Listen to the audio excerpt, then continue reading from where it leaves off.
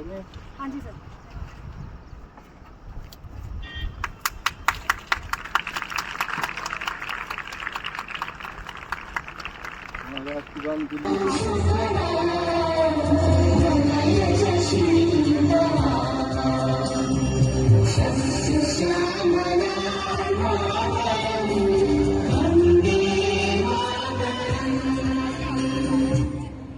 Currency पर बापू की photo, लाल किले पर तिरंगा, सड़क पे भारत माँ की जय और स्कूल में विंध्य हिमाचल यमुना गंगा। क्या इतनी आजादी काफी है? क्या सिर्फ इतनी सी आजादी के लिए वो जनेऊधारी कंपनी बाग में गिरा ब्रिटिश फोर्स से लड़ गया था और वो 23 साल का सरदार रंगने बसंती गा के फांसी चढ़ गया था? क्या सिर्फ 1.5 गज कपड़े के लिए नेताजी ने हिटलर को आग दिखाई थी और बापू ने क्या सिर्फ नोट पर छपने के लिए सीने पे गोली खाई थी? बस बहुत आंसू बहा लिए वीर गाथाओं पर, बहुत मेले लगा लिए शहीदों की चिताओं पर। अब जरा आगे बढ़ना होगा, वी द पीपल वाला पन्ना दोबारा पढ़ना होगा और समझना होगा कि इस देश में आजादी के 1 या 2 नहीं 135 करोड़ अर्थ हैं। आजादी वो है जब न सपनों का दर्द फलने से डरे, न टूटी हुई चप्पलें डिजाइनर जूतों के साथ चलने से।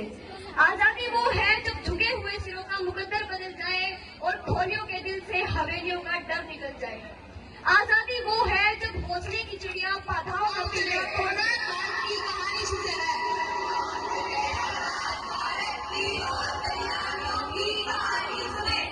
भारत की आजादी का जश्न, परंतु आज भारत को आजाद हुए 66 साल हो चुके हैं। क्या दिया इस देश में, क्या मिला इस आजादी से, कोई बताएगा?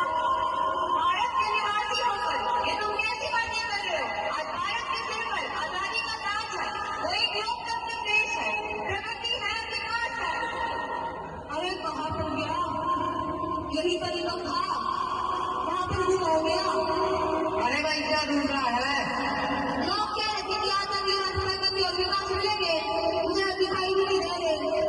हाँ मेरे दोस्त, तुमने बिल्कुल सही कहा, यहाँ न तो प्रगति है और न ही विकास। भाई के लिए तो सिर्फ और सिर्फ गरीबी। गरीबी? ये तुम कैसी बातें कर रहे हो? तुम्हें दिखाई नहीं देता या तुम देख नहीं सकते? आज हमारा देश सिर्फ मुझे तिरंगा ही नहीं लहरा रहा है, बल्कि विकास की ऊंचाई कर रहा है। सही बात है, मैं सिर्फ हमारे देश का ही नहीं बल्कि उन सेनानियों की भूमिका है जो आज प्रगति और विकास के रूप में दिखाई आ रही है। ये लोग तो मूर्ख हैं, इन्हें तो कुछ गरीबी दिखाई देती है, पर प्रगति और विकास में वो नहीं दिखाई दे रहा। आज हमारा देश चांद तक पहुंच चुका है। भारत अमेरिका के साथ कंधे से कंधा मिलाकर चल रहा है। आज भारत दुनिया का 5वां अर्थव्यवस्थित देश बन गया है। आओ चलिए नव संघर्ष को इतिहास के पन्नों से रूबरू कराते हैं। चलिए आइए नया आजाद भारत की कहानी सुनते हैं।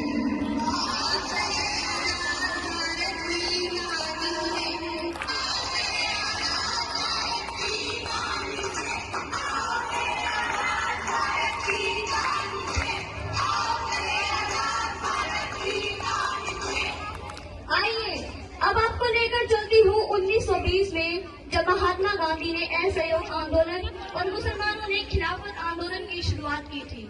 1920 में भारतीय क्रांतिकारियों ने ब्रिटिश सरकार का साथ देना पूरे तरीके से बंद कर दिया था। महात्मा गांधी ने अहिंसा के रास्ते पर चलकर इस आंदोलन की शुरुआत की। नहीं रुकेंगे, नहीं रुकेंगे, ना ही ब्रिटिश सरकार की बात मानेंगे। नहीं रुकेंगे, नहीं रुकेंगे, ना ही ब्रिटिश सरकार की बात मानेंगे।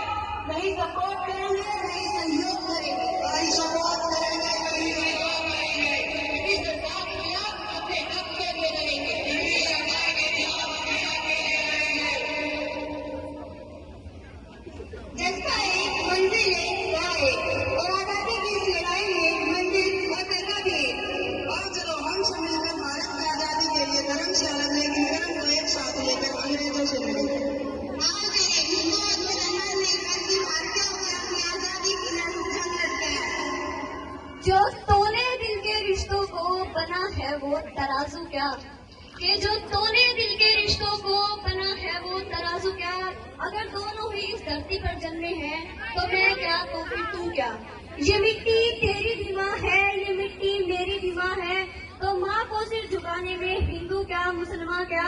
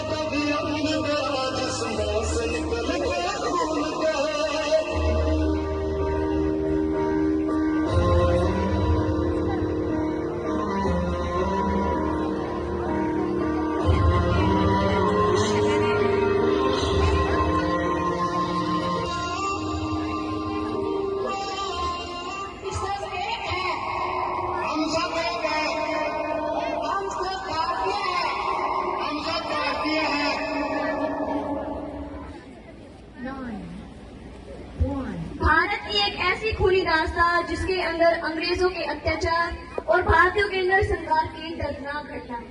भारत के इतिहास में भारत की एक ऐसी खुली दास्तां जिसके अंदर अंग्रेजों के अत्याचार और भारतीयों के अंदर संघार की दर्दनाक घटना है।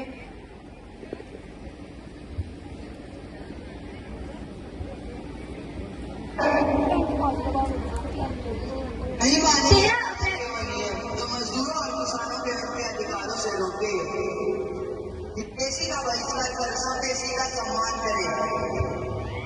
अब हमें भी बलिदान के साथ शामिल होना पड़ेगा, खून का दान देना पड़ेगा, आजादी के लिए हम सभी को एक साथ होना पड़ेगा। अब हर एक धर्म और हर एक जात को एक साथ होना पड़ेगा। ना हिंदू और ना मुसलमान, सब एक साथ होंगे और अपनी आजादी के लिए लड़ेंगे। भारत की एक ऐसी खूनी दास्तां जिसके अंदर अंग्रेजों के अत्याचार और भारतीयों के अंदर संघार की दर्दनाक घटना है। 13 अप्रैल 1919, जी हाँ, हम बात कर रहे हैं जलियांवाला बाग हत्याकांड की। बैसाखी का दिन था। सूरज ढलने से कुछ समय पहले तक बाग में करीब 20 से 25,000 लोग जमा थे। रोलेट एक्ट का विरोध करने के लिए सभा हो रही थी। अंग्रेजी तानाशाही का विरोध करने के लिए बाग में जुटे सभी लोग सभा में शामिल होने पहुंचे थे। हालांकि शहर में कर्फ्यू लगाया गया था। अंग्रेजी हुकूमत को ये बर्दाश्त नहीं हुआ। उन्होंने जानबूझकर सभी लोगों को पहले वहां बाग में इकट्ठा होने दिया। उसके बाद जनरल डायर 90 सैनिकों के साथ वहां पहुंचे और लोगों को बिना चेतावनी दिए अंधाधुंध गोलियां चलाने का आदेश दे दिया। इस जानकारों के मुताबिक इस कांड में कई परिवार खत्म हो गए, 1000 लोग मारे गए और 1500 लोग घायल हुए। बच्चों और बूढ़ों तक को अंग्रेजों ने नहीं छोड़ा। जो बैसाखी मनाने के लिए एक साथ आए थे, उन्हें भी गोलियों से भून डाला।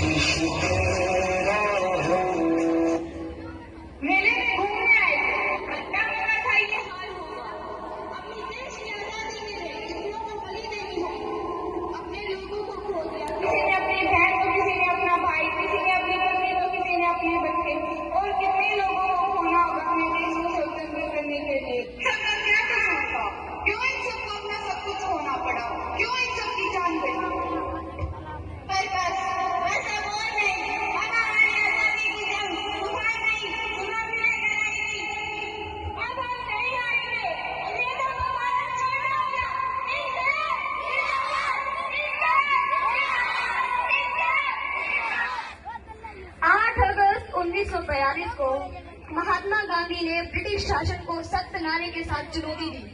उन्होंने भारतीय क्रांतिकारियों को करो या मरो का ऐतिहासिक आह्वान दिया। भारत छोड़ो आंदोलन का ऐतिहासिक प्रस्ताव रखते हुए महात्मा गांधी ने जो भाषण दिया वो ब्रिटिश शासन के विरुद्ध आखिरी अहिंसक आंदोलन के रूप में स्थापित हुआ।